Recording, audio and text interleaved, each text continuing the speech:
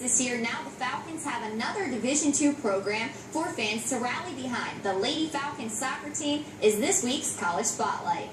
I mean, the idea behind this entire season was to build a foundation that allows them to understand what it's like. You know, we've seen some games, look at some of the, the competition that we're going to face. We've played some full-fledged Division II programs, so, like Alderson Broaddus and Ohio Valley, so they understand what that transition is going to be like. But yeah, I mean, it's going to be tough. When you're locked into 16 of our 18 games will be conference games, so it's going to be a situation where there's not a lot of wiggle room, and essentially every game from almost the start of the season to the end, is the difference between whether or not you make the conference tournament. Our season is actually going very well.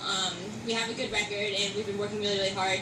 And since we have a really, really good coach, he's taught us a lot of stuff really fast that on normal teams would take years to pick up, but we've, in just a few months, developed a lot, and I'm really excited for next season too. The Lady Falcons are 7-2-1 and have already faced a few D2 programs in exhibition games. They are playing a club soccer schedule right now and facing some community college teams, but next year they will be playing a full Division II schedule. Really didn't know what to expect.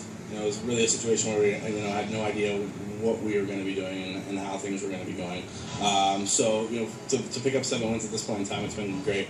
The group really gets along, and they work really, really hard, and we've been actually playing some really good soccer. I definitely think, we'll have some tougher competition too next year.